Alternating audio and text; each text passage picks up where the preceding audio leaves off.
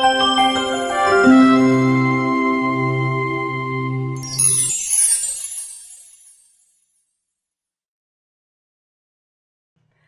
there, my name's Gina Gardner and I'm very pleased to be able to introduce Dr. Warrick Bishop.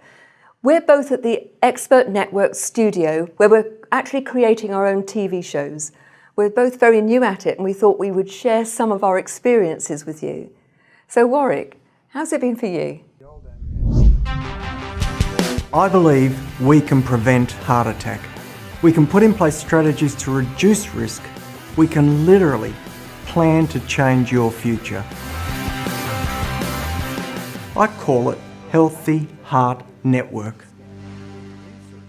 What brought you here? I'm on a journey to try and really try and change a space that's currently poorly being dealt with, in my opinion. At the moment, my background is I'm a cardiologist. Okay. I have a particular interest in imaging the heart, looking for literally trying to define the health of people's arteries. Even though they might look well on the outside, they may have rust in their pipes, for want of a better term. So this is an area of deep interest for me. I'm also interested in preventing people having heart attacks, and part of my learning around that has been understanding cholesterol and where cholesterol management is important. At the moment there's a gap, and that gap is really driven by technology, and we're all aware technology moves so quickly. The technology that allows us to image the heart is relatively new, and it's literally galloped along and has only been available in recent time. Now, with that technology only being available in recent time, quite reasonably, the medical profession in its entirety want to see information which are borne out in studies and trials that inform guidelines for the use of the technology that's available. But immediately that means as soon as something that could be beneficial lands on the market, it'll be some years before it gets broad recognition. Now, that broad recognition is really when that technology is brought into guideline management, which is the sort of manual for looking after standard conditions that we all refer to. And then there's another gap, which is when a guideline comes out, it actually takes a number of years for everyone to pick up that information. So there's a gap, and my objective is to try and narrow that gap for the average individual who wants to know more about heart attack. Now, scanning the heart may not be for everyone, but having the conversation in an educated and informed way with their local doctor is for everyone. I'm really interested because I know you're based in Australia. You've come to America. Why the TV show? What is it you're trying to do out of that? It's really trying to reach more people, Gina. Okay. At the moment in Australia, my reach is small. My whole background has been sitting in an office one-on-one and influencing people one at a time. And that I've worked in medicine for 30 odd years. I've been a specialist for over 20 years. And it's incredibly rewarding. But I really came to a realisation that if I could share the same knowledge, either with patients or with other doctors, that I might even be able to influence what's going on in a broader sense for best possible care. And so the TV series is really about raising awareness and getting the message out as best as possible. And it seems to me a really important message. I'm interested, what was the trigger? What made you change from being a doctor who was working in your clinic and your hospital to somebody who really wanted to get out there and meet more people? Well, I never really wanted to go out and meet more people, to be honest. In 2005, I was involved in a resuscitation of a man who was in a fun run. That man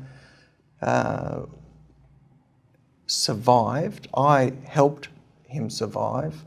It transpired that I'd seen him about 18 months earlier in my rooms. He'd come for a treadmill test. He'd actually performed extremely well. I'd reassured him and did little else.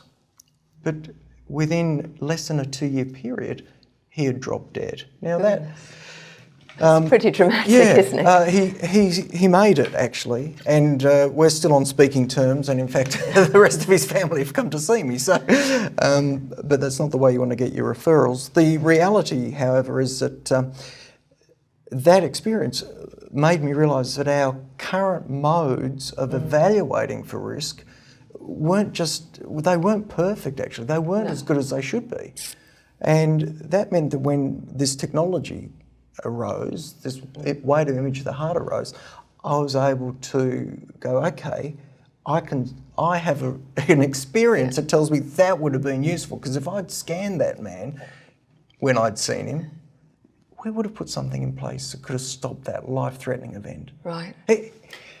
When people have a heart attack, 1 in 6 of them die. I recognise just how powerful what you're talking about is. I lost my brother, he dropped dead cycling, doing the last practice for the London to Brighton cycle race. He was used to cycling 50 miles, no problem at all, looked very fit, dropped dead while he was cycling. And I wish that we'd known about you and about the imaging before. So for the general person in the street, what is it that they need to know or do? What is it that you'd like them to take away from your TV show? Well, look, really my hope is, the reality is that scanning is not for everyone. No, okay. You can't just throw it out there, and it's more complicated than that. In fact, that's why I wrote a whole book about it, in actual fact. But what my desire is that people become informed, and they know the questions they need to ask to get the best care from their doctor. By them being informed and educated, they can be part of the conversations that can drive their own best health care. That makes sense. Sounds good. Gina, tell me, at the end of the day, what's your objective for your TV show? Very much the same as you. It's to get to more people. I think that they talk about a picture being more powerful than 1,000 words, and I think that the TV is in a sense probably the most powerful medium to actually get to people, to give them an opportunity to know that there is something out there that can, however good their life is, empower them to actually take on their true opportunities that there are, to have choice, to be the best that they can be, and in doing that, to have an impact on other people's lives, to live a life that's full, so that at the end of their life they can look back and think, do you know what? No regrets. I've lived a truly fulfilling life and I've made a positive impact to others. And I'd like the TV show to get people to recognise that they want to be part of the journey too. Yeah, that's great. Look, I think we'll wrap it up there. I'd just like to let you know that Gina and I will be keeping you updated through social media as we progress, and hopefully by end of this week, early next week, we'll have finished shooting and look forward to those TV series coming out. Thank you for joining us. Cheerio.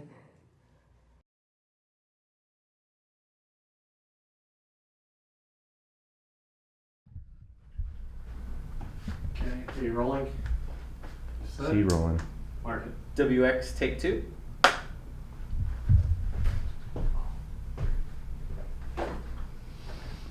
Okay. Ready to work? Set. You know what we're doing. This is your mission statement. This is your mission. 3, 2, 1, action.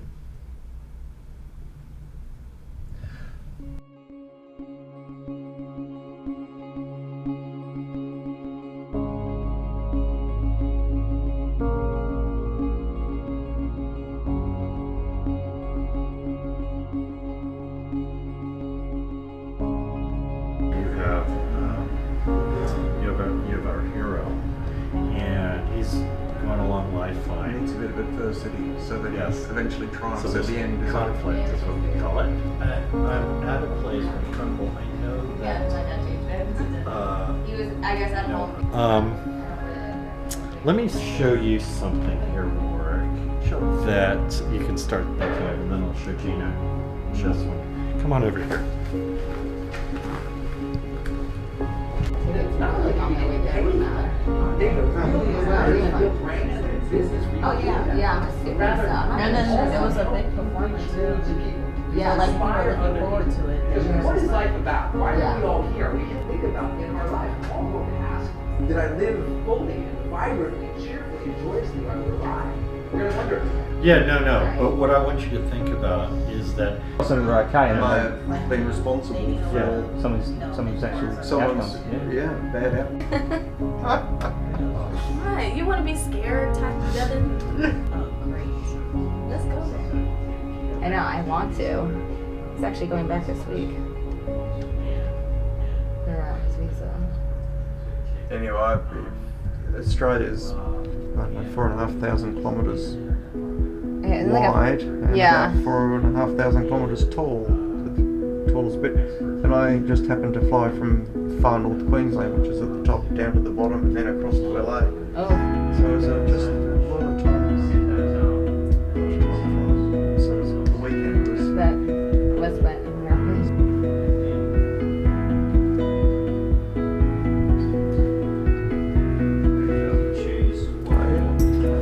Do I look credible? quite handsome anyway. Keep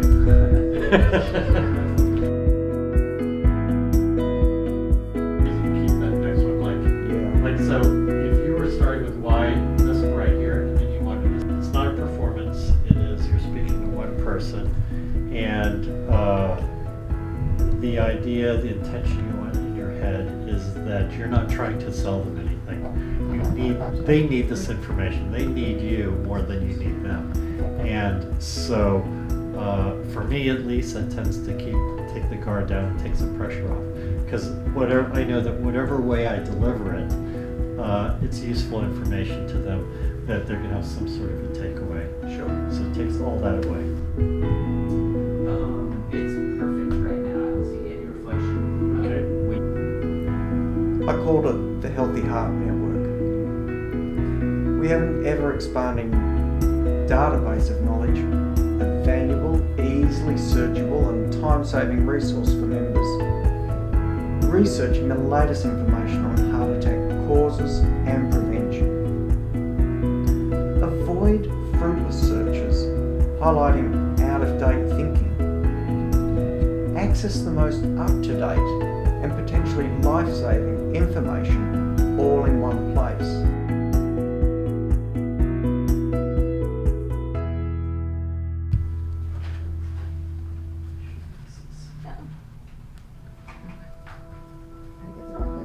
Thanks. 3, 2, action. Think about this. Why do apparently healthy people suffer heart attacks? It's not a trick question. It's a sad fact of life that many of us know or know of someone who, on the outside, presented a picture of health but went on to suffer a heart attack. Rather than try to cure them. Like the rest of the medical profession, I was using population-based risk assessment techniques to decide on appropriate treatment. Treating patients, gaining experience and insight about the complexities surrounding. My plan was to embrace an entirely new approach, using all the information we could, including imaging the heart.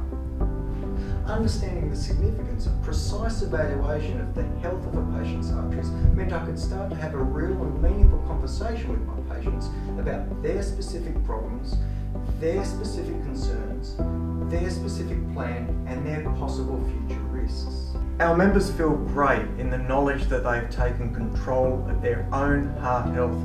They're no longer tossing a coin and leaving it to chance. In fact, they're being proactive and they're engaging their doctors. That's why I'm so excited to share all of this with you, so you can start your journey to a healthier heart and reduce your risk of suffering a fatal heart attack. Okay. Perfect.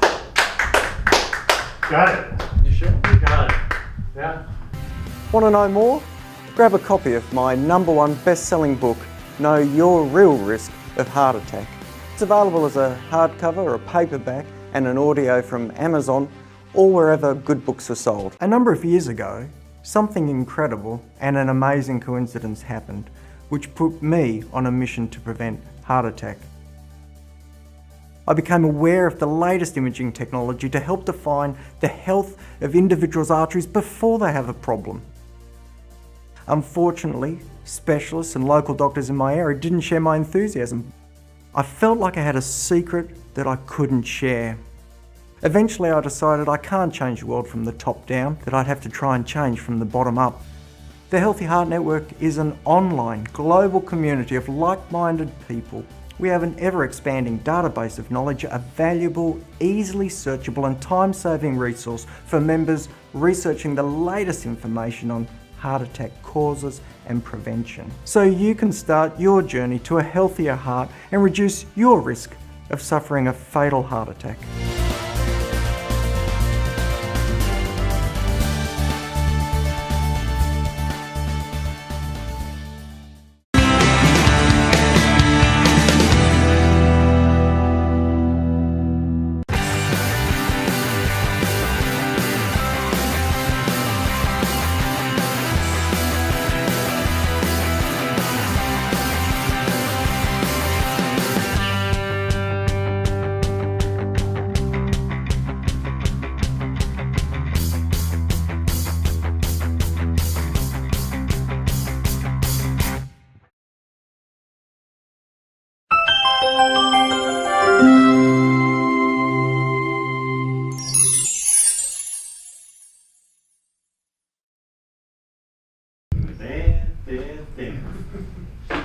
Maybe some rap music for